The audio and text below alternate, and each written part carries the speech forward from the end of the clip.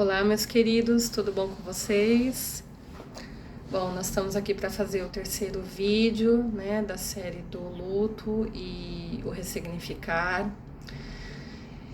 Eu lembro que no último vídeo eu terminei falando do lugar vazio à mesa, né, falando do ressignificar as coisas dentro da gente, quando a gente percebe que a gente não vai conseguir preencher aquele lugar vazio com outras pessoas, né? Quando a gente se dá conta que não tem, né, como substituir aquela pessoa tão especial. E aí o que acontece? Cíntia, o que acontece quando a gente se dá conta que não dá para preencher esse lugar? Que não tem como outra pessoa suprir essa ausência? O que normalmente acontece é que a gente passa a olhar para as nossas questões. A gente passa a tentar entender o que aquela pessoa significava para você em vida. Mas não só o que ela significava, mas também o que ela supria em vida.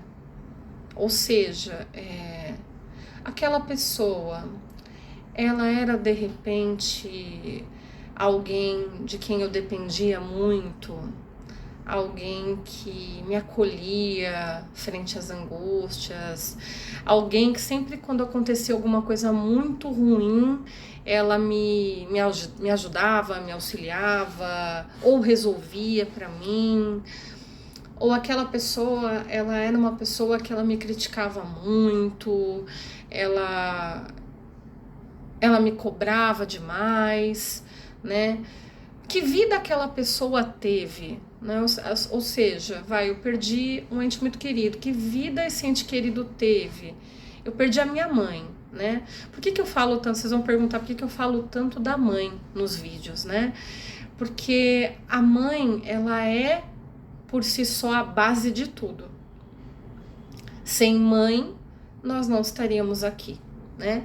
Porque o princípio de tudo é: para eu existir, para você existir, precisa haver um óvulo a ser fecundado e esse nenê precisa estar aconchegado no útero materno, né? Então a mãe é sim o princípio de tudo e é por isso que eu falo e trago bastante esse ser tão importante como exemplo. Porque dentro da clínica do luto e do tudo que eu já trabalhei até hoje, e olha que eu trabalhei muitas perdas até hoje, as perdas mais difíceis e mais complicadas de se elaborar, de se ressignificar, é o luto materno, né? É a perda da mãe. Ah, Cíntia, mas e a perda do pai? Não é difícil? É difícil também, é muito difícil. Mas a perda da mãe, ela mexe com questões muito íntimas, porque pensa assim, a mãe é a primeira relação que nós estabelecemos com outro ser humano, desde o útero da nossa mãe. É ela que fala com a gente, é ela que faz carinho na barriga, é ela que nos mantém, porque nos alimenta através do alimento que ela ingere, ela que conversa com a gente, que canta, ela que nos carrega, que sente todas as dores da gestação, porque gestar dói também, não é só alegria, tem a parte que é muito boa, é muito linda, mas gestar dói, é cansativo para a mulher, né? O corpo muda, a gente fica mais pesado, é o nosso peso mais o peso da criança, os pés incham. Não é um sonho para a maioria das mulheres, mas a maternidade ela é dolorida para a mãe que carrega essa criança. Então, por que eu falo tanto do luto materno, da perda materna? Porque a perda materna é aquilo que literalmente nos liga a outro ser humano desde o momento em que nós somos concebidos como seres, né? Como seres humanos ali naquele útero e começamos a crescer. Então, a perda materna, ela vai sempre mexer com questões de existência, do existir, né? Porque eu tô existindo aqui, mas a minha mãe não tá existindo mais porque ela não tá mais aqui, né? Não posso mais pegar, não posso mais abraçar, não posso mais beijar, não posso tocar. Então, quando a gente perde uma mãe, a gente mexe muito com esse senso de existir ou de existência.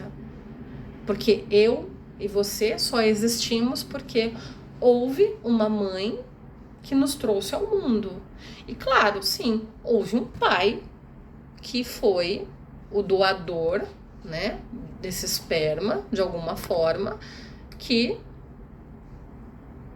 fez com que estivéssemos aqui sendo o ser constituído que somos hoje geneticamente. Afetivamente, é algo que já acontece no útero. Justamente porque a mãe conversa com a criança, ela fala, ela acaricia aquela barriga, passa olhinho, conversa, vai no médico, e isso tudo é afeto. E embora a gente não se lembre e não saiba direito o que está sentindo naquele momento no útero, a gente guarda a memória afetiva desse afeto. Então, saímos do útero e o primeiro contato ainda é com a nossa mãe. Ainda é com aquela pessoa que nos cuida desde o primeiro instante de vida. E que acaba nos cuidando por um bom tempo. Até que o pai comece a ser mais este cuidador e dividir esta tarefa de uma forma mais efetiva com a mãe. Mas a mãe, a perda materna, ela sempre vai mexer com questões do existir. Então, às vezes, quando uma mãe se vai, a gente precisa se perguntar o que isso significa para mim. O que essa perda está causando em mim? Né? O que essa falta, essa ausência materna está provocando dentro do meu ser? Né? O que eu preciso ressignificar? Qual foi a vida que a minha mãe teve? Qual é a vida que eu tenho hoje? Será que eu estou repetindo todas as coisas que minha mãe fazia em vida? Ou será que eu estou fazendo diferente? Será que se eu continuar, vamos supor que eu esteja repetindo, se eu continuar fazendo o que ela fazia, será que eu vou ter uma vida diferente da que ela teve? Ou eu vou ter uma vida igual a dela? E se for igual, será que eu quero? Será que eu quero fazer tudo que ela fez? Do jeito que ela fez? Será que foi tão bom assim? Ou será que não foi? Entende? Então, quando eu falo de perda materna e eu falo do ressignificar da existência nesse sentido, eu tô falando de justamente olhar para tudo isso que foi a vida da minha mãe, para tudo que eu vivi com ela e para tudo que eu estou vivendo agora. E para o que eu quero viver depois. Entendeu? Então, assim, eu quero viver a vida que ela teve? Ou não? Não quero viver a vida que ela teve. Então, ressignificar quando a gente perde uma mãe é difícil, dolorido, porque vai fazer com que a gente mexa com questões que nós temos relacionadas a ela e questões que nós temos relacionadas a nós, a nossa infância, ao ser que foi construído a partir desses relacionamentos afetivos.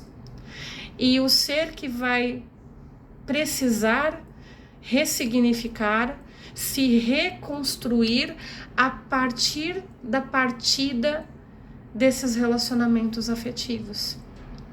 Porque eu era uma quando eu era criança, eu era outra quando eu fui para minha segunda infância, que é lá depois dos 6, 7 anos.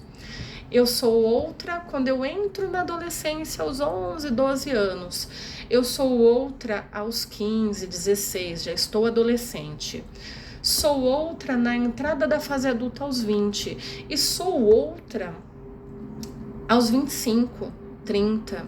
Sou outra aos 40. Outra aos 50. Por que sou outra? Porque as relações que nós temos ao longo da vida, elas vão nos moldando, elas vão estabelecendo parâmetros de limites, de o que eu gosto, o que eu não gosto, o que eu aceito, o que eu não aceito, o que eu quero e o que eu não quero mais para minha vida. E aí o que acontece? Quando a gente tem uma perda materna, dependendo da fase de vida que você tá, isso vai mexer com alguma coisa que vai precisar ser reolhado, ressignificado e reestruturado dentro de você. Aí você vai falar, Cintia, o que pode ser? Não sei. Sabe por que eu não sei? Porque vai depender de você. Vai depender da tua bagagem de vida dentro daquele momento. Da tua bagagem dividida com aquela pessoa que foi embora. Da tua bagagem dividida com a tua família, da tua bagagem que você talvez esteja carregando e não esteja nem olhando.